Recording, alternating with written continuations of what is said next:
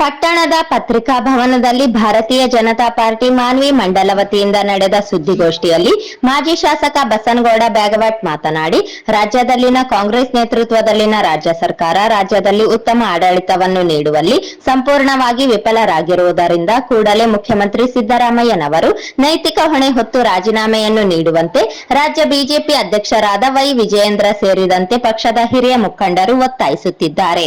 ಮೂಡ ಸೇರಿದಂತೆ ಹಲವು ಹಗರಣ ಆರೋಪವನ್ನು ಹೊತ್ತು ಅಕ್ಟೋಬರ್ 5ರಂದು ಪಟ್ಟಣಕ್ಕೆ ಬರುತ್ತಿರುವ ಮುಖ್ಯಮಂತ್ರಿ ಸಿದ್ದರಾಮಯ್ಯನವರ ವಿರುದ್ಧ ಬಿಜೆಪಿ ಪಕ್ಷದ ಕಾರ್ಯಕರ್ತರಿಂದ ಬೃಹತ್ ಪ್ರತಿಭಟನೆ ನಡೆಸಲಾಗುವುದು.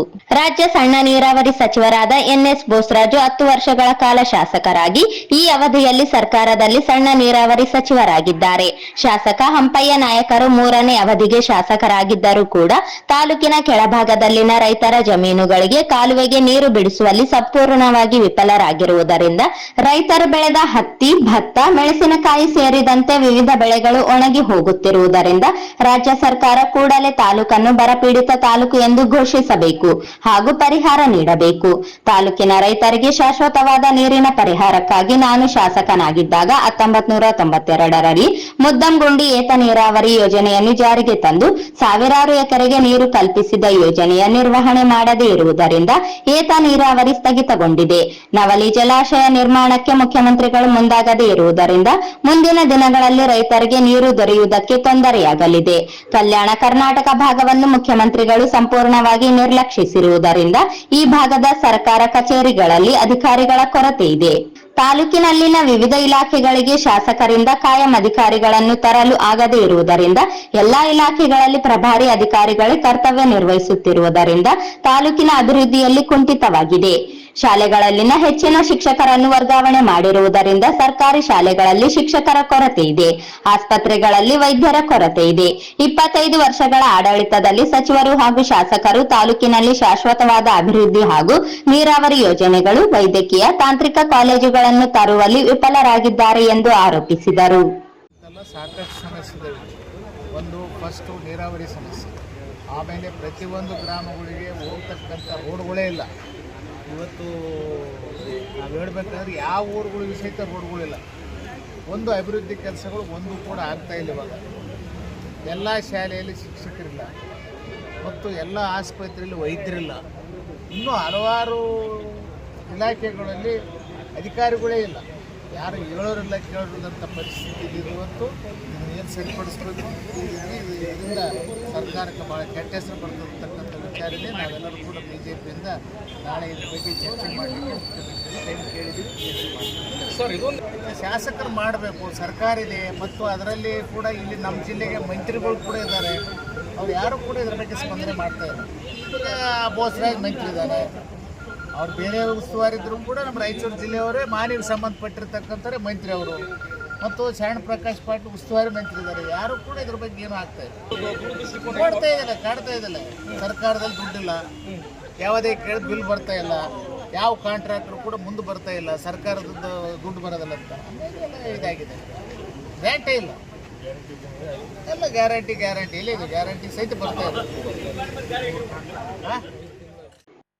ಮಾಜಿ ಶಾಸಕ ಗಂಗಾಧರ್ ನಾಯಕ ಮಾತನಾಡಿ, ತಾಲೂಕಿನಲ್ಲಿ ಹರಿಯುತ್ತಿರುವ ತುಂಗಭದ್ರಾ ನದಿಯ ನೀರನ್ನು ಬಳಸಿಕೊಳ್ಳುವ ಮೂಲಕ ರೈತರ ಜಮೀನುಗಳಿಗೆ ನೀರು ಹರಿಸುವ ಏತ ನೀರಾವರಿ, ಸಮತೋಲನ ಜಲಾಶಯಗಳ ನಿರ್ಮಾಣ ಯೋಜನೆಗಳನ್ನು ರೂಪಿಸುವಲ್ಲಿ ರಾಜ್ಯ ಸಣ್ಣ ನೀರಾವರಿ ಸಚಿವ ಎನ್ಎಸ್ ಬೋಸರಾಜು ಸಂಪೂರ್ಣವಾಗಿ ವಿಫಲರಾಗಿದ್ದಾರೆ. ಆದ್ದರಿಂದ ಅಕ್ಟೋಬರ್ 5ರಂದು ಮುಖ್ಯಮಂತ್ರಿಗಳಿಗೆ ಈ ಭಾಗದ ಸಮಸ್ಯೆಗಳ ಕುರಿತು ಮನವಿ ಸಲ್ಲಿಸಿ ಗಮನ ಸೆಳೆಯಲಾಗುವುದು ಎಂದು ತಿಳಿಸಿದರು.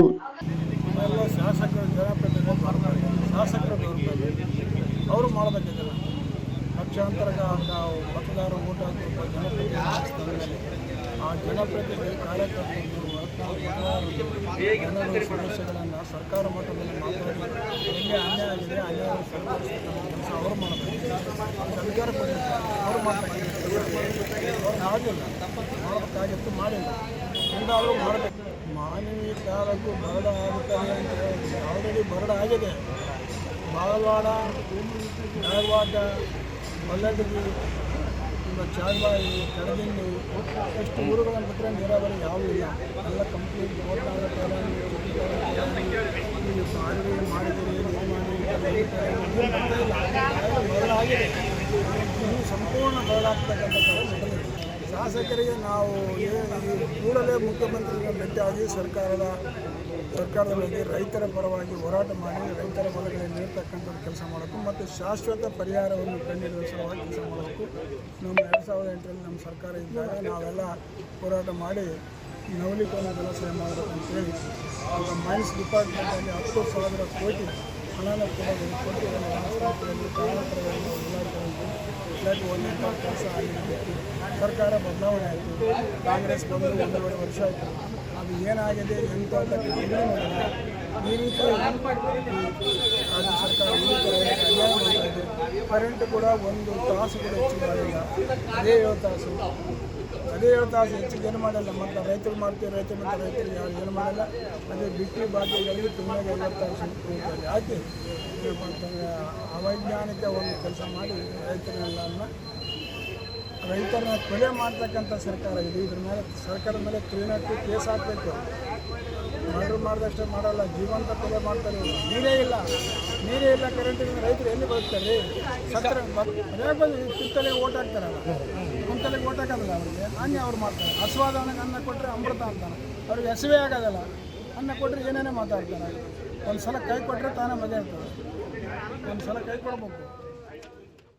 ಮಾನ್ವಿ ಬಿಜೆಪಿ ಮಂಡಲ ಅಧ್ಯಕ್ಷರಾದ ಜಿ ಸುಧಾಕರ್ ಮಾತನಾಡಿ, ಅಕ್ಟೋಬರ್ 5ರಂದು ಮುಖ್ಯಮಂತ್ರಿಗಳಿಗೆ ಈ ಭಾಗದ ಕಾಲುವೆಗಳಿಗೆ ನೀರು ಹರಿಸುವುದಕ್ಕೆ ಶಾಸಕರು, ಸಚಿವರು, ನೀರಾವರಿ ಇಲಾಖೆ ಅಧಿಕಾರಿಗಳು ವಿಫಲರಾಗಿರುವುದರಿಂದ ತಾಲೂಕಿನ ಆರ್ಥಿಕ ಅಭಿವೃದ್ಧಿಗೆ ತೀವ್ರ ಹಿನ್ನಡೆ ಉಂಟಾಗಿರುವುದರಿಂದ ಬೆಳೆ ನಷ್ಟಕ್ಕೆ ಒಳಗಾದ ರೈತರು, ವ್ಯಾಪಾರಿಗಳು, ಪಕ್ಷದ ಕಾರ್ಯಕರ್ತರು ಸೇರಿದಂತೆ ಸಾವಿರಾರು ಜನರಿಂದ ಮುಖ್ಯಮಂತ್ರಿಗಳ ವೇದಿಕೆ ಸ್ಥಳದಲ್ಲಿ ಪ್ರತಿಭಟನೆ ನಡೆಸಿ ಮನವಿ ಸಲ್ಲಿಸಲಾಗುವುದು ಎಂದು ತಿಳಿಸಿದರು.